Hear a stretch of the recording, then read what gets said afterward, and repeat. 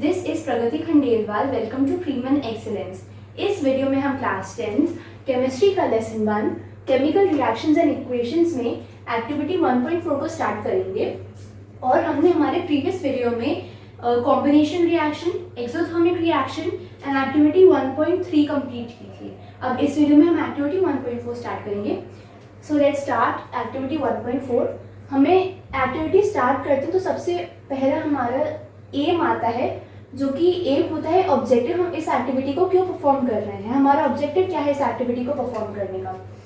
So our aim is to show decomposition reaction of ferrous sulphate FeSO4। ठीक है, तो हमें डीकम्पोजिशन रिएक्शन दिखाना है। किसका डीकम्पोजिशन रिएक्शन दिखाना है?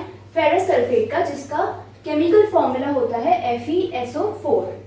ठीक है, अब इसमें हमें इस एक्टिविटी को परफॉर्म करने के लिए हमें जो मटेरियल्स रिक्वायर्ड हैं वो है 2 gram ferrous sulphate crystals, a boiling tube, a burner and a pair of tongs.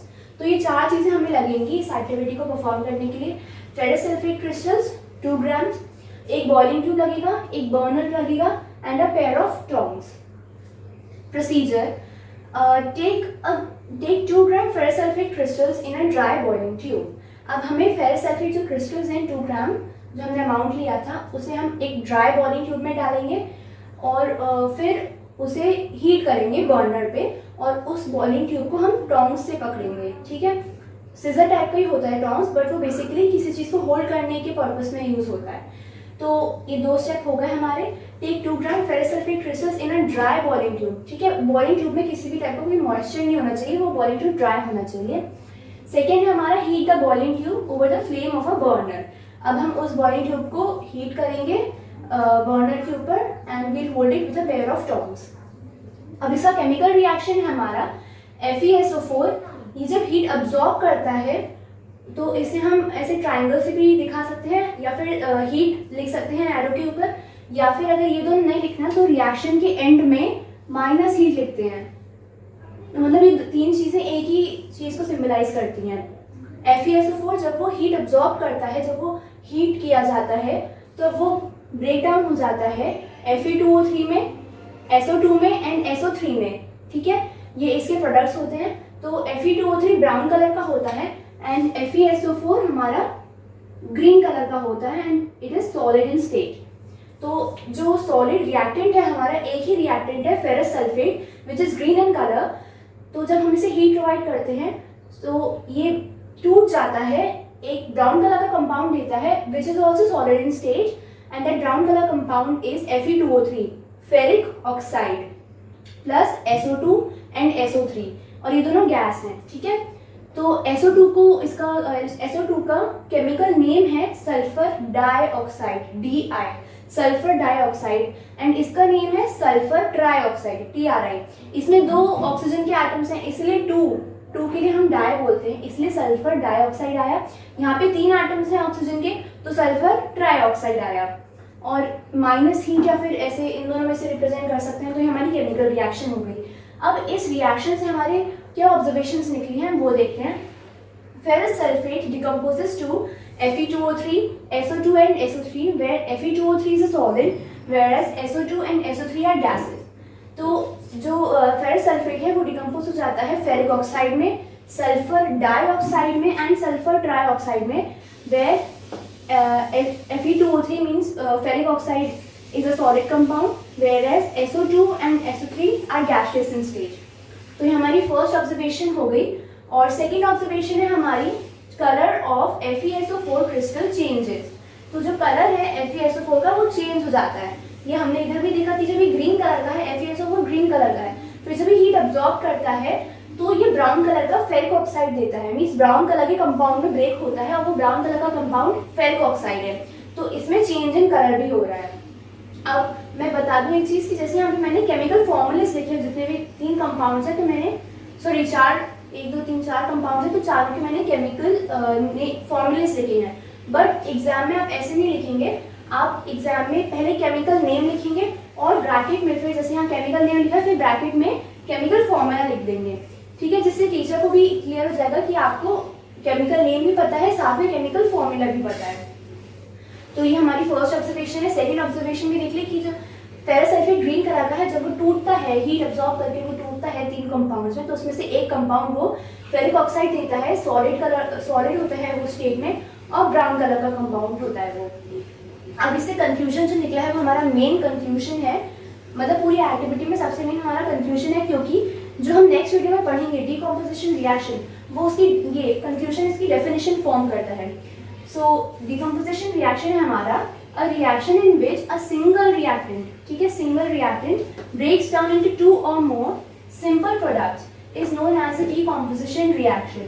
तो एक रिएक्शन जिसमें एक ही रिएक्टेंट होता है, मैंने इसको अंडरलाइन किया, मैं इसलिए इसमें एम्फोसिस दे रही हूँ कि it is the main characteristic of decomposition reaction, कि इसमें एक ही रिएक्टेंट होता है, एक ही सब्सटेंस होता है जो रिएक्ट करता है, रिएक्ट नहीं करता मीन्स वो टूटता है।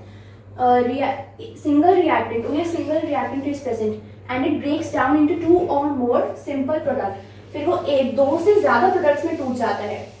इसी को हम डीकम्पोजिशन रिएक्शन कहते हैं। एक प्रोडक्ट था, वो उसने हीट अब्जॉर्ब की, वो 2 से ज़्यादा प्रोडक्ट्स में टूट गया। इसमें ये एक रिएक्टेंट था, एक कंपाउंड था, फिर 2 से ज़्यादा में टूट गया, इसी हम डीकम्पोजिशन रिएक्शन कहते हैं। अब मैंने लास्ट वीडियो में टर्म मेंशन किया था कि decomposition reaction and combination reaction are both opposite to each other.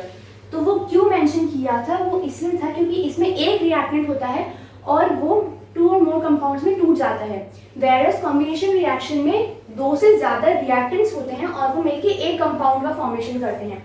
For example ये एक कंपाउंड है, एक कंपाउंड है, ये जब रिएक्ट करता है, जब ये टूटता है हीट अब्जॉर्ब करके, एनर्जी अब्जॉर्ब करके, तो ये एक कंपाउंड B+C में टूट जाता है, ठीक है, B+C में टूट गया, एक रिएक्टेंट था, ये 2 से ज़्यादा में टूट गया, तो इसे हम डीकम्पोजिशन रिएक्शन कहेंगे। जबकि कॉम्बिनेशन में क्या होता है, 2 कंपाउंड होते हैं, जैसे 2 कंपाउंड हैं B+C, ये दोनों रिएक्ट करते हैं और मिलकर सिर्फ एक ही कंपाउंड का फॉर्मेशन करते हैं, दैट इज A। तो ये हमारा डीकम्पोजिशन रिएक्शन हो गया, ये हमारा कॉम्बिनेशन रिएक्शन हो गया।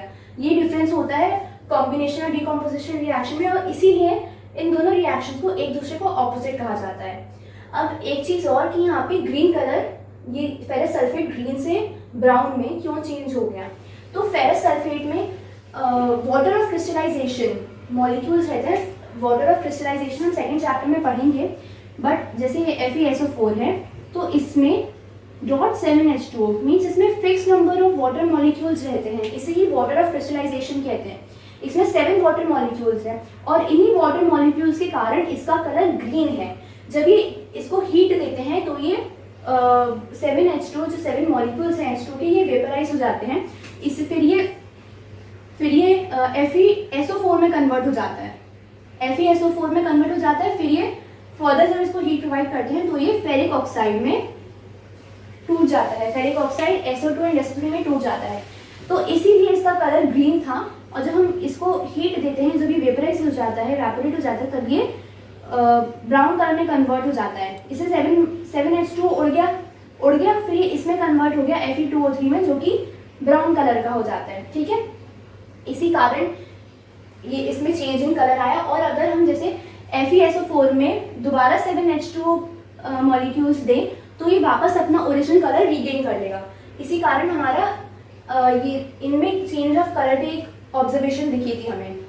एक चीज़ बची है हमारी, ये जो केमिकल रिएक्शन मैंने लिखी है ये बैलेंस नहीं है, तो इसे बैलेंस करते हैं, ठीक है, इससे आपकी प्रैक्टिस हो जाएगी और अच्छी। तो फर्स्ट स्टेप था हमारा कि we have to draw boxes around each element and compound. अब इसमें एलिमेंट तो है नहीं, एक भी सारे कंपाउंड्स ही हैं, और बॉक्सेस ड्रॉ करने हैं, तो अभी इधर स्पेस नहीं है, करूँगी तो वॉच हो जाएगा, सो मैं फर्स्ट स्टेप अभी स्किप कर रही हूँ, या फिर मैं इसमें ड्रॉ कर देती हूँ सिर्फ। और इसमें क्यों ड्रॉ किया है वो आपको रीजन भी समझ आ जाएगा। अब जो सेकंड स्टेप था वो था कि मुझे अब जो मैंने ये कंपाउंड्स हैं सारे, इनमें से वो कंपाउंड लेना है जिसमें सबसे ज़्यादा नंबर ऑफ एलिमेंट्स हो। Okay, I have to choose that compound which has the maximum number of elements. इसमें एक एलिमेंट ऑक्सीजन, सल्फर दूसरा, आयरन तीसरा, 3 एलिमेंट्स हैं। इसमें 2 एलिमेंट्स हैं आयरन एंड ऑक्सीजन, इसमें भी 3 एलिमेंट्स हैं सल्फर एंड ऑक्सीजन, इसमें 2 एलिमेंट्स हैं सल्फर एंड ऑक्सीजन, इसमें भी 2 एलिमेंट्स हैं सल्फर एंड ऑक्सीजन। तो मैं बैलेंसिंग FeSO4 से स्टार्ट करूँगी। थर्ड स्टेप आता है अब अपना कि अब जो कंपाउंड मैंने ले लिया उसमें मुझे उस एलिमेंट से बैलेंसिंग स्टार्ट करनी है जिसमें सबसे ज़्यादा नंबर ऑफ एटम्स हों, ठीक है। तो सबसे ज़्यादा नंबर ऑफ एटम्स यहाँ मेरे को ऑक्सीजन में दिख रहे हैं, 4 एटम्स हैं ऑक्सीजन के इधर। तो इधर 4 एटम्स हैं ऑक्सीजन के LHS में। RHS में या प्रोडक्ट्स में मैं देखूँ तो 3, 4, 5, 6, 7, 8 एटम्स हैं ऑक्सीजन के टोटल। तो अगर मैं इस 4 को 8 बनाने के लिए 2 से मल्टीप्लाई कर दूँ, 2 4 जा 8 हो जाएगा, 8 इधर है 8 इधर है, ऑक्सीजन बैलेंस हो गया।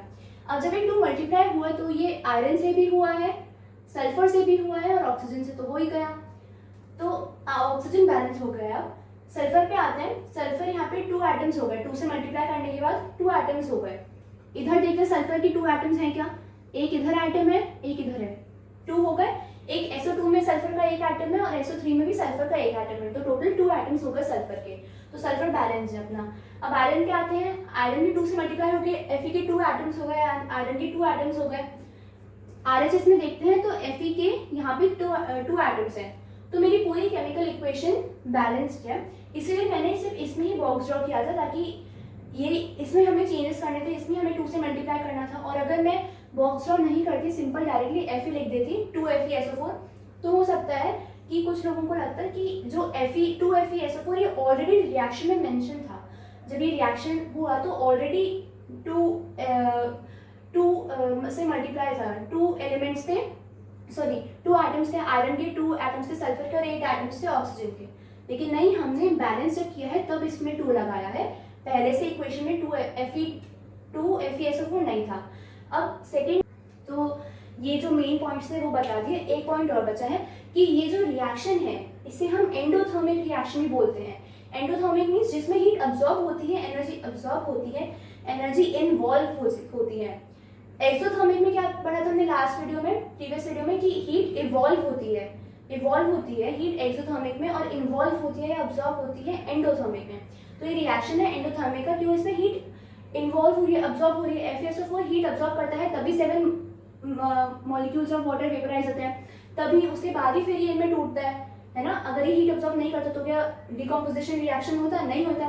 तो इसे हम एंडोथर्मिक रिएक्शन कहते हैं, a reaction which is accompanied by the absorption of heat or energy. Such type of reactions are known as endothermic reactions.